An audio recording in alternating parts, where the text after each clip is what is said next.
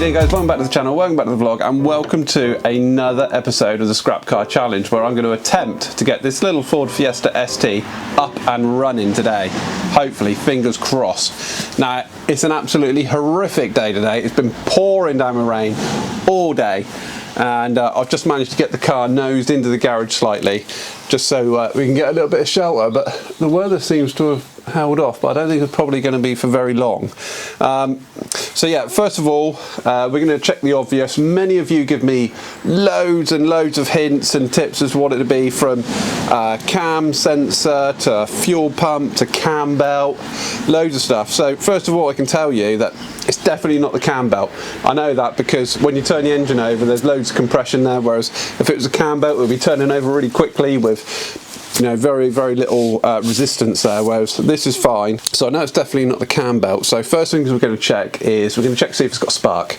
If we've got a spark, then that's one thing, and then we'll go back and check the fuel pump, make sure the fuel pump's working, and yeah, and then we'll take it from there, really. So if you don't know the background of this little Fiesta ST, it was scrapped. I collected it up in Newport, chucked it on the back of the truck, got it back to work, and decided I was going to rescue it. And here we are. So it's a non-starter.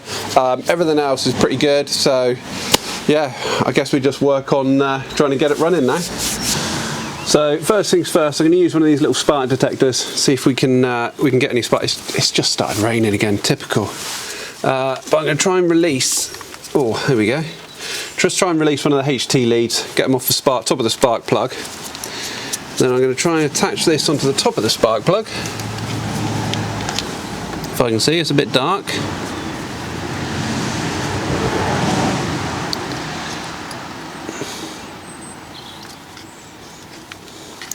Not easy trying to feel your way around a hole in the dark. So hopefully, slide the cover over the top. And then fingers crossed we can pop that on there. Here we go. And then, if I turn it over now, it should spark or light up, and we should be able to get something on there.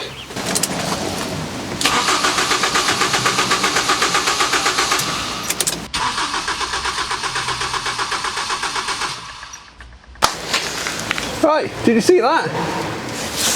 I think we got a spark. That's good news. So that must mean it's at the fuel pump end, hopefully. So what we'll do now is we'll try and have a look at the fuel pump, try and locate it. I think it's under the back seat on these. Yeah, and then we'll see if we've got a live feed to the fuel pump. Take it from there. Right guys, I've been underneath, I've checked the fuel pump, and there is no power to it whatsoever. I'd love to have got it on film for you, but as you can hear, it's absolutely pouring it down, so I didn't want to get the cameras out there and get them wet. But yeah, I checked the I put a multimeter on the plug, and there's just no power there whatsoever. So yeah, I think the next thing that we need to check is fuses and relays. We'll have a look at them. They're behind the glove box, so we should have quite simple access to it. Okay, so the glove box. Still got loads of rubbish in it. Yeah. Come on. Right, there is fuses. I don't think you can see from there. It's a bit dark, isn't it? Let's get some light on the situation. Right, so there you go. You can see that we've got fuses there. Right. We need to start checking them. Actually, I need to have a Google first and see if I can find out which ones are which, and the relay. So I've been having a little bit of a poke around in here, trying to see if I can see anything obvious, and I've noticed over here there's a fuel cut-off switch. So I'm thinking, could it be? Oh, there was a little click there. And what this does is, if you have an impact, there's a little ball bearing in the top of there, and if it senses a big impact, it flicks the ball bearing out and cuts the power to the fuel pump. It's an inertia switch. So if you hit a big pothole or something like that, it can happen. I don't think it's happened on this occasion, but we never know our luck. Charles Trents are one of the UK's leading experts in vehicle recycling, offering cost-effective solutions to the public and the trade. 90 years of experience in collecting over 50,000 vehicles a year using specialist equipment enable them to recycle over 95% of each and every vehicle. Do you have a scrap car that you don't know what to do with, MOT failure, faulty or damaged vehicle? Then why not jump onto the Charles Trents website for a quick and easy instant quote. All you need is your postcode, your vehicle registration number, and it's as easy as that. Trents offer a fast and professional collection service along with the best prices paid for unwanted vehicles. Trents have over 60,000 used car parts in stock from their brand new 30,000 foot distribution centre located in Dorset. Whether you need an engine for your Porsche 911 GT3 RS or a tail light for your 2006 Ford Fiesta, you can save up to 90% versus buying new with free and fast delivery to mainland UK, including 6 months warranty on engines and gearboxes, 12 months on parts and 3 months on tyres. Trents also have a fantastic online salvage auction that runs every Monday with hundreds of damaged repairable vehicles, everything from supercars to the perfect small first car. So if you're an enthusiast like me looking for your next project, then get yourself signed up and get bidding.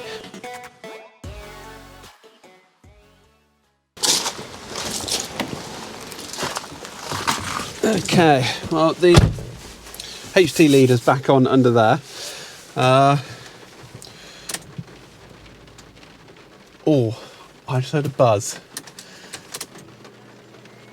I just do it a couple of times just to make sure we've got fuel around the system, if it is that.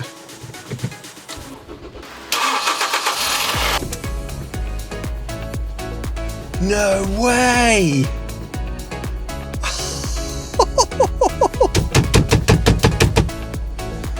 Wow!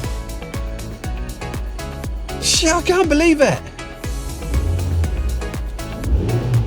Actually can't believe it! What the heck? That one little switch! That's all it was! Wow, that's what a cheap fix! That's certainly gonna make for a short Will It Run episode? Wow! I cannot believe it! Just...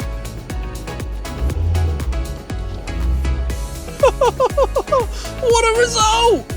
Anyway, I better switch it off because I've not checked any of the levels under there, so I think next we need to go and check all the levels. We'll get it up to temperature and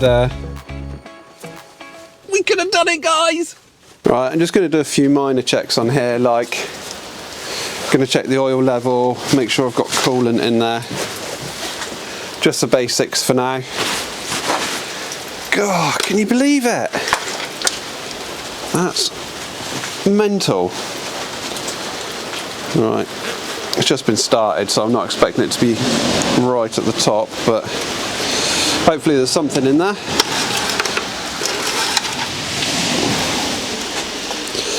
Yeah, that looks black. You gonna focus? It looks black and minimum. I've got some 530, which is what it takes, so I'm just gonna top it up just for running it up. I'm gonna give it a full service if it's worth doing, but yeah, full coolant. That's aftermarket, isn't it? Chrome rubbish.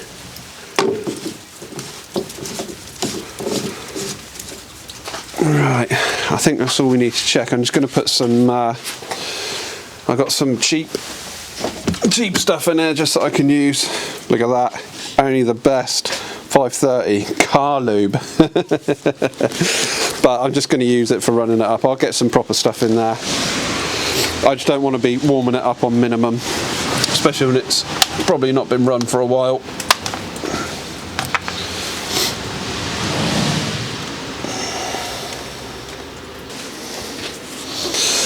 So let's have a look at it now.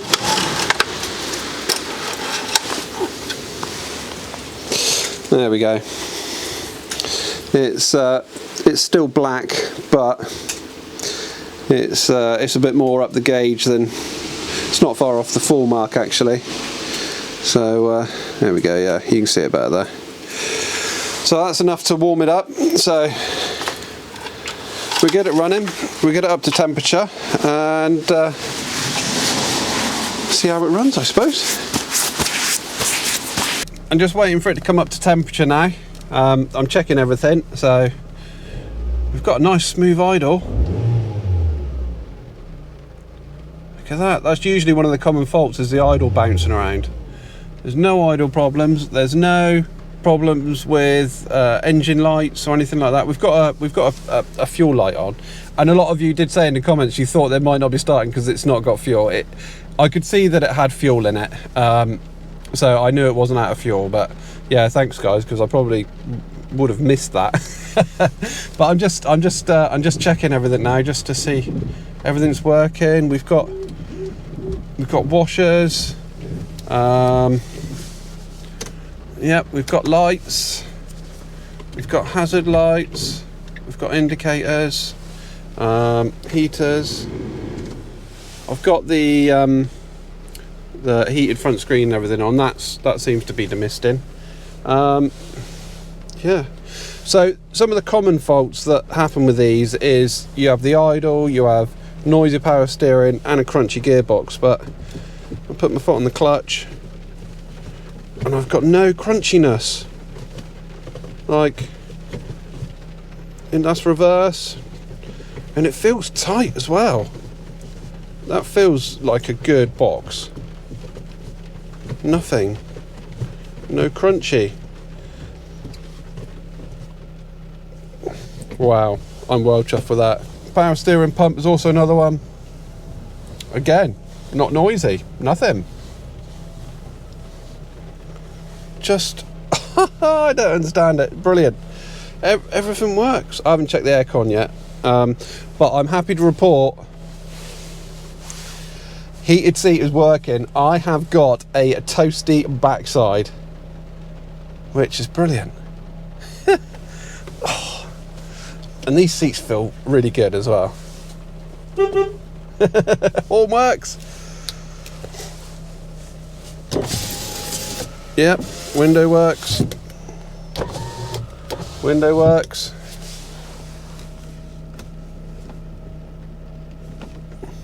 Mirror works. Mirror works. Interior lights work. Everything works. Oh, I am so chuffed with this, so chuffed. Well, we're getting the engine up to temperature now. We're up over 60, so we'll give it a little bit longer and then have a little poke around the engine, make sure it's not overheating. So I've had the engine running for a good half an hour. Everything's warm. The heater blowers inside are nice and hot. There doesn't appear to be any leaks. It's not overheating. It's holding a good temperature. I don't think we can ask for any more.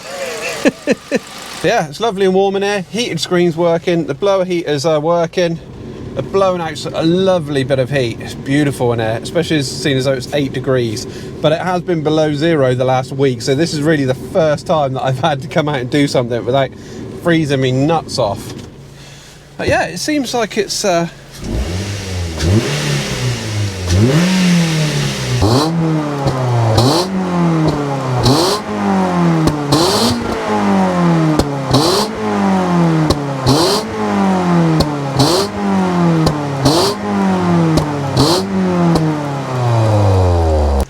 pretty sweet, isn't it? I cannot fault it.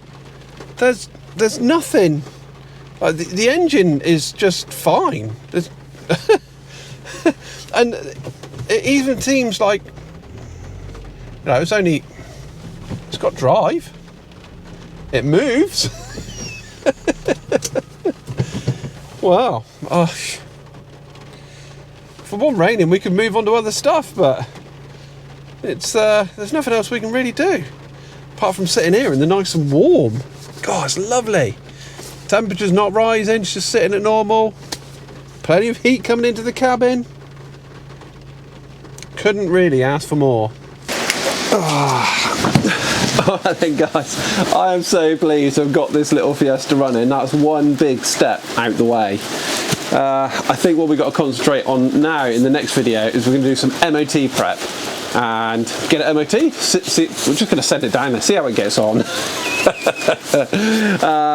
I've had a very brief look around it and it doesn't look a lot, so we're just going to go around, check the lights, check all the wipers, check the tyres, all the basic stuff just to make sure. So that's going to be the next video. If you enjoyed this very short video, I do apologise for it being so short, but as you can see, it's absolutely pouring down. We're losing light. I've been waiting like most of the day for the rain to stop. We got a bit of a break in it, but now it's pouring down again. So if you want to see this little Fiesta ST progress, it's going to be epic. We've got companies involved, we've got loads of big plans for it, and road trips, everything. So if you haven't seen the first one, which gives you a bit of a backstory to it, then make sure you click this link up here, and it'll take you to the reveal video where I go a bit of an in-depth walk around. But yeah, follow along, hit the subscribe button, hit the thumbs up, give it a share, and I'll see you guys on the next one.